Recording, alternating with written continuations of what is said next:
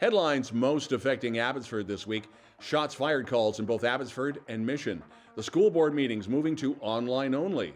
Remembrance Day is on Saturday. And local Pan Am wrestling medals. We'll have more in sports. And speaking of which, our guest this week includes grade 9 student Logan Meijer with the sports. All right, Abbotsford, let's get started. Early last Saturday morning, Abbotsford police responding to a report of shots fired in the 600 block of McCallum, and then within a 10-minute time frame, a second shots fired call coming in from the 2100 block of Martins Road. Abby members on both scenes locating evidence indicating of a shooting, and fortunately, nobody was hurt. So members of the Abbotsford PD Major Crimes Unit in assistance with the Forensic Identification Unit are now in the initial phases of the investigations. The early indications suggesting this event was targeted, and possibly related to each other, and let alone the gang war. No arrests, by the way, have been made at this point. Remembrance Day is Saturday. There are a number of ceremonies throughout the Fraser Valley, so go to the social media of your local municipality and or your legion for more details. Now in Abbotsford, that ceremony will be at Thunderbird Memorial Square, Veterans Way, and that's next to the Reach Gallery across from the new courthouse. That will include a parade. Now, in Abbotsford, the September 26th school board meeting was suspended after anti-SOGI protesters disrupted that meeting, and there were concerns for the safety of the board members. The meeting was rescheduled for online on the district's YouTube channel October the 10th. Board members were, by the way, escorted to their cars by police for security and safety reasons. So the protesters, ranging from individuals to members of Action for Canada and the Million-Person March. This past week, the school board meeting was moved to the district's YouTube channel, again, for security reasons, and we understand that may be the norm for the next few meetings upcoming. Last weekend's atmospheric river brought a scare to many in the valley. Memories of November 14th, 2021, and that flooding were in the minds of many, let alone the streets and basements and parkades. While not as bad as 2 years ago, social media was, and we pardon the pun, flooded with pictures and video. Fortunately, most of the pooling was gone within 12 hours. The picture up here is from Watcombe Road.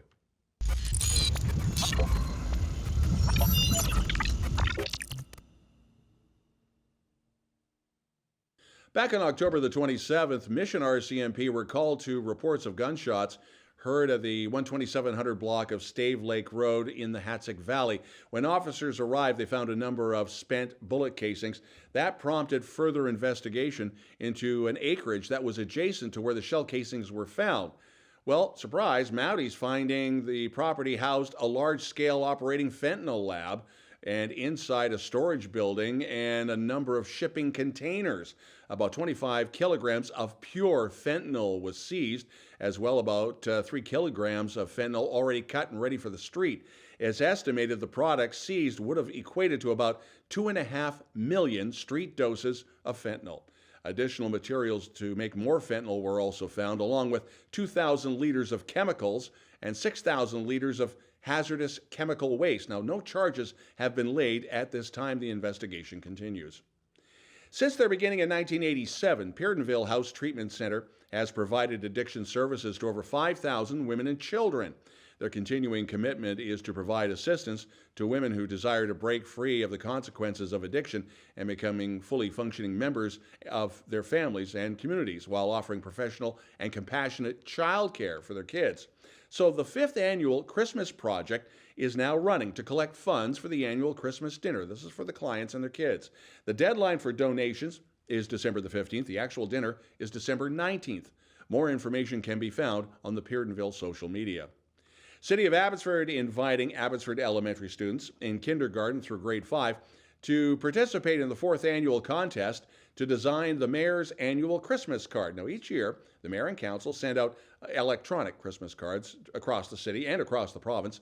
Elementary students from across the city encouraged to create and submit a, quote, festive drawing that could be selected for the cover of the mayor's official 2023 card.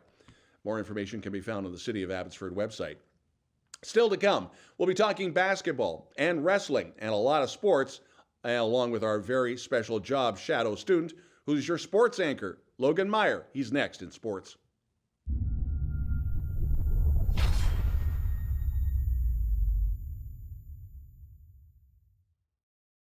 All right, let's do some sports. After picking up a win the night prior, the UFE women's Cascades basketball team made it 2-2 nights as they topped the UNBC Timberwolves 98-60 on Saturday in Prince George. The Cascades now return to Abbotsford for their home opener against the University of Victoria on Friday, November 10th at the UFE Athletic Center. Dylan Kinley notched a triple-double as the UFE men's Cascades basketball team defeated the UNBC Timberwolves 90-88 on Saturday in Prince George. The Cascades are back in action next Friday and Saturday for their first home games of the year against the University of Victoria. Game times are set for 8 p.m. and 7 p.m. respectively, and tickets can be purchased online at gocascades.ca/tickets. Former SFU wrestler Nishan Rondawa of Abbotsford won a bronze medal at the recent Pan American Games in Santiago. The Pan Am Games were October 22nd to November 5th in Santiago, Chile. You can find more information with Wrestling Canada. 8 highly decorated wrestlers from around Western North America make up the newest additions to the 23-24 SFU Red Leafs women's team. That includes Abbotsford own Rupi Johal. Johal brings impressive international results to Burnaby Mountain. She posted an 8th place finish in the 73 kilograms division at the 2022 U17 World Championships in Italy. She won the Women's Outstanding Wrestler Award at the 2022 U17 Pan American Championships in Argentina after topping her weight class. Coming up, we got Cari with the weather.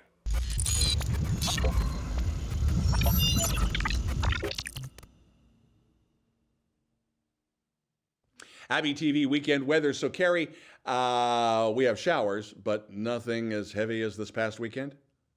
Oh, Logan, you did great and you were so close. I'm Cari with the weather. Next week, pretty much same old, lots of rain.